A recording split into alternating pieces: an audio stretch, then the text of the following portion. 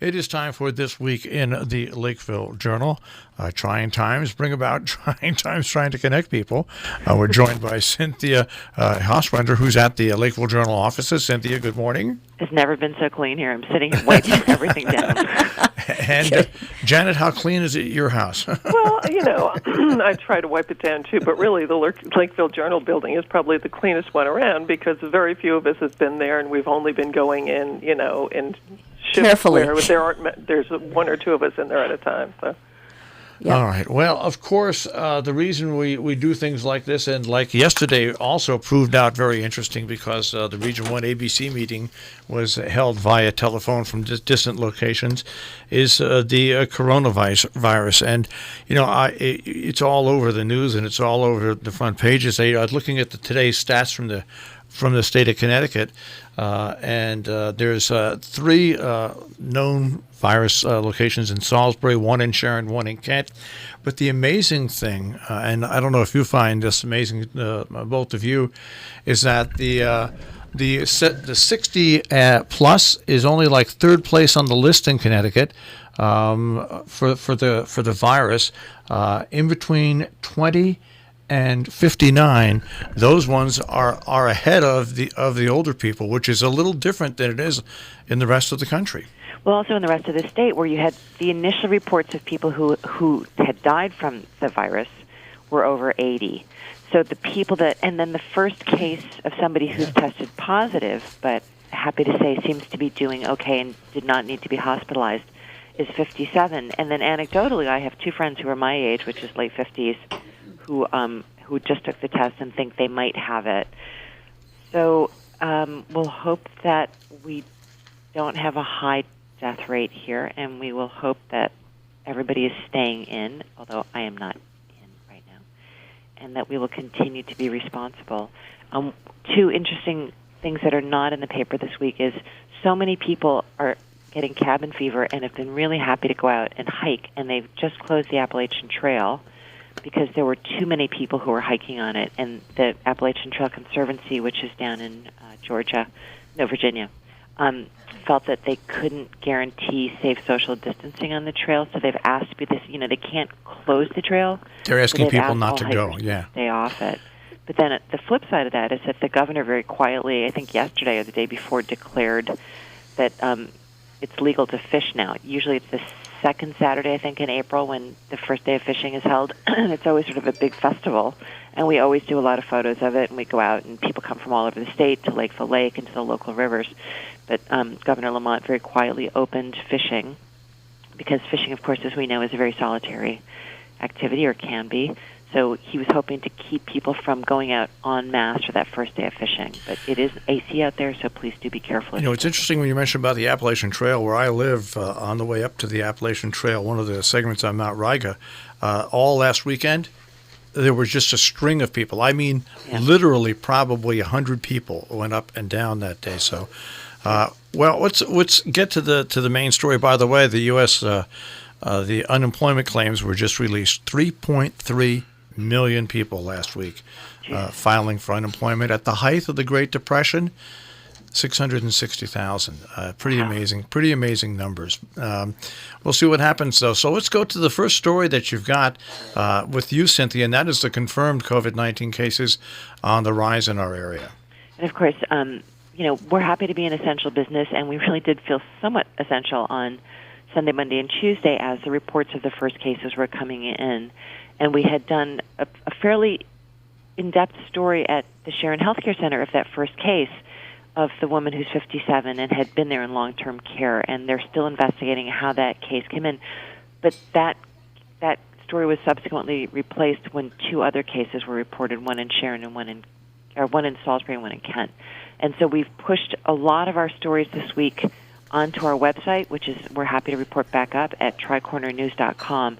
So for details of that, and in a way, I have to say, it was not lucky, but it was interesting that first case was at an institutional setting, which is part of a larger corporation, Athena Healthcare Systems, and we were fortunate to have Tim Brown being very, very frank with us and very honest about the situation. The subsequent cases, the one in Kent and the one in Salisbury, the ones now in Salisbury, we really can't get any information on. The first Salisbury case that we heard was supposedly a younger person, but around here we don't know quite what that means. It could mean somebody who's 70. That's right. But we do know it's not somebody at Noble Horizons, and we know it's not somebody at the Hotchkiss School. It could be one of the other schools, but we are under the impression that this, because I spoke to Rob Rubo from the Torrington Area Health District for this article that's actually in the print edition. He's the head of what is the health department for our county, except for the town of Sharon. And I will tell you that the new website, tricornernews.com, is very easy to navigate. I went there to look at it, and it's important, folks. Our Facebook presence, this last week alone have had 100 and some odd thousand visits. Now that's people repeat over and over and over again, but it's a great way to get the information out, and it's great that you've got your website back up, tricornernews.com. Right, and we're using our Facebook page and Instagram as well, and Cynthia's been updating on Instagram, and we've been using Facebook to get news out and certainly have people share it with us. Absolutely. All right. Another story, and that is from Millerton, New York, advice and memories of coping with a plague from a Millerton doctor. So we had an interesting story that actually we held out and we're running next week, where we interviewed Garth Kobal, who had been in New York at the height of the AIDS crisis, talking about how it felt to be in a different kind of a plague twice in his lifetime. And we were talking about Dr. Fauci, who has been such a hero to so many people in the way that he's been handling the information on COVID-19. And he said, boy, he was really a huge hero to us in the AIDS crisis, the early days of the AIDS crisis, because he was really the doctor that kind of pushed the government and said, we need to find a treatment for this, and we need to do it fast. And it reminded me that Christy Schmidt in Millerton, it was a doctor who had really become a doctor largely because she had such concern for HIV/AIDS patients, and was really there on the front lines in the West Village at St. Vincent's. So Deb Alexinas called her up to do an interview with her, and it turned out that Christy had been seeing so many patients with upper respiratory and fever, and was concerned that she was developing symptoms, and so she had quarantined herself and got a test from her doctor up in Albany. So interesting interview by Deb with Dr. Schmidt, very beloved doctor from Millerton.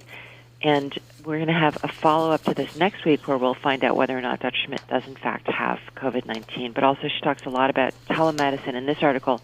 In next week's article, she'll talk a lot about AIDS and the AIDS plague in the early 80s, 90s in New York City. One thing I've been pointing out with this whole crisis is that it's so great to see Massachusetts, Connecticut, New York, and New Jersey basically kind of band together and offer the same, not quite as strict, but the same response to this virus. I think that's really important to help stop it from spreading in a whole tri-state region as well. And so when we get to A2, we'll talk about the story, but I think that was very much a coordinated, conscious effort, because so many people are moving back and forth between their New York City residences and here, and the governors spoke and felt that if they didn't have the same restrictions state to state, that there was no point in having them. So we're hoping that people will follow what Governor Cuomo says are not helpful hints.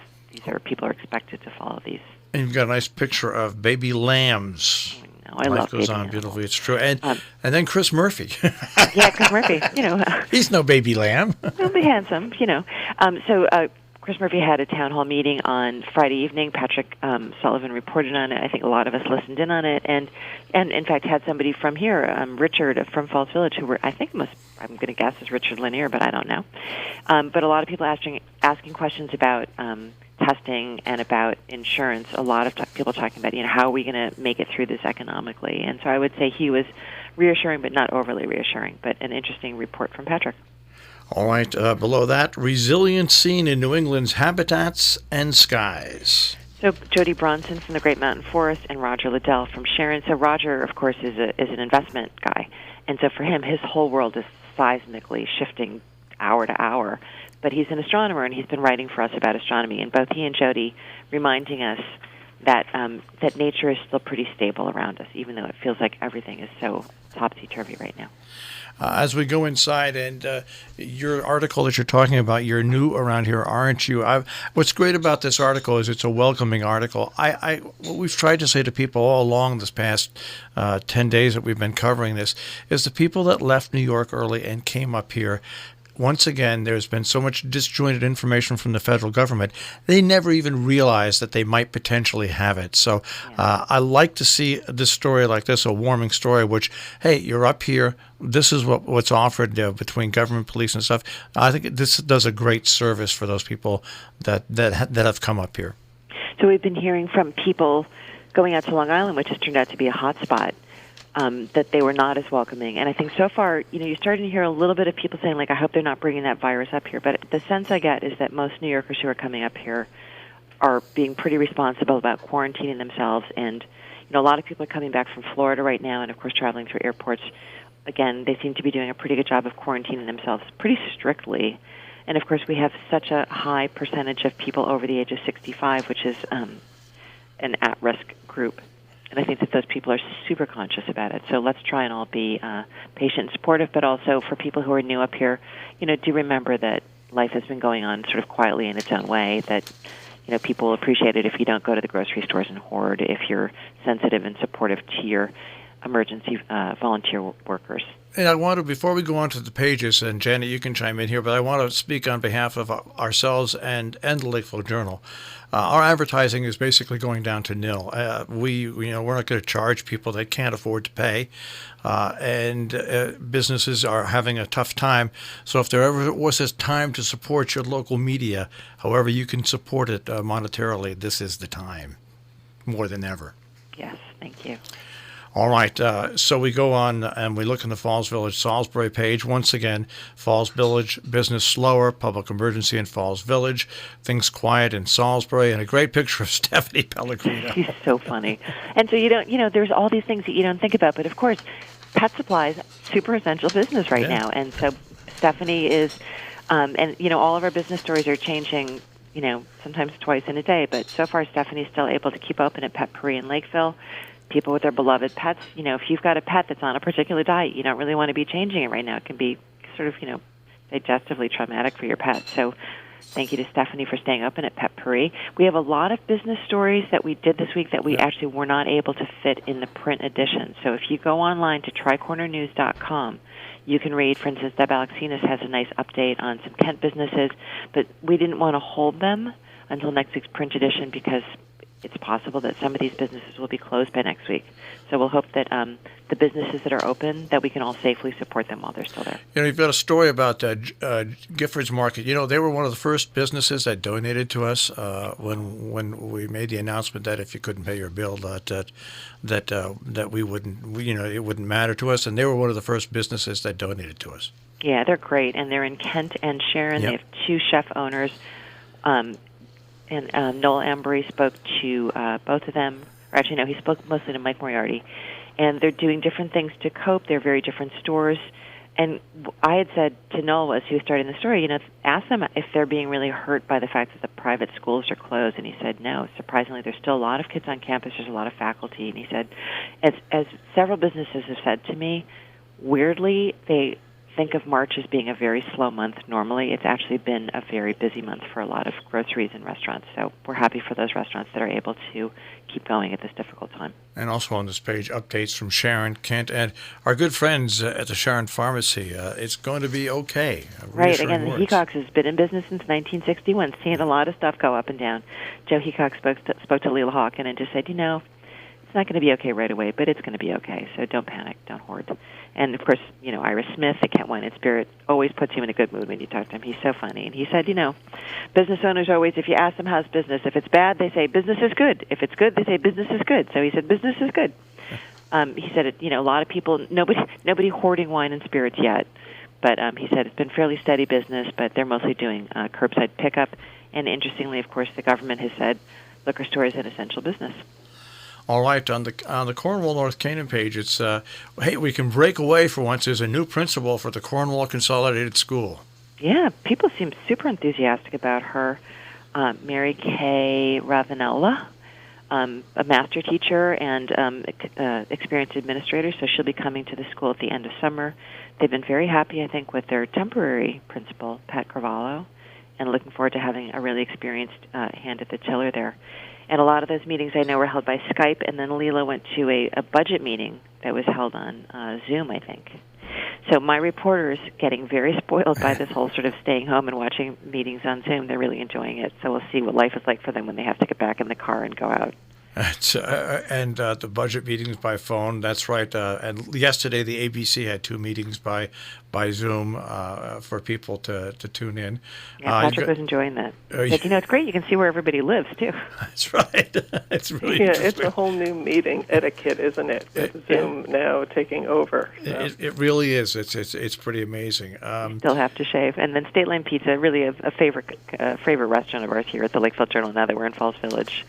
Very scrappy, very good food, full menu, and very, very worried. He's trying to keep as much of his staff on as he can. He's got the waitresses doing deliveries. They're very friendly and fun, so do give them a call. They don't normally do delivery. They're doing it just for the period of the quarantine, and what the heck, they may keep going. All right, and we'll go to the editorial page, an abnormally challenging time of a public health crisis. Right, we're just considering all that we're dealing with now and how our local, state, and federal governments are serving us, and look, forward to the future and how we can get there in the best shape we can. So give it a read. By all means, share your thoughts.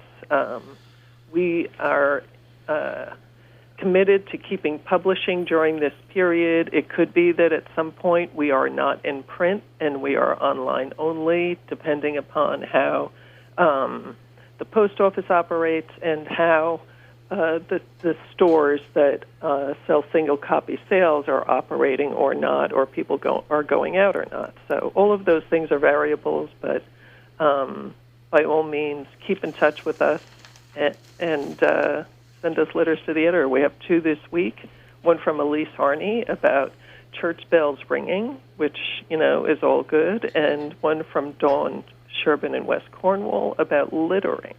And the very poignant social distancing cartoon from Peter Steiner. Yeah, Peter has a very unique take on it, and so simple, but says it all. And we have from Dick Ollis, another respite from COVID-19, talking about New England's first socialist mayor, and it was not Bernie.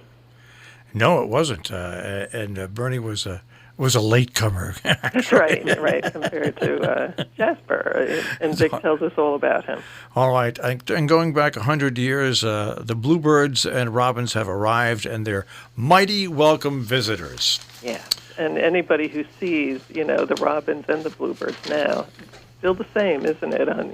No matter what the timing is. So keep your eyes out for these signs of spring, and we'll all try to make it through this. But it's always interesting to look back at 25, 50, 100 years ago. It's amazing, absolutely.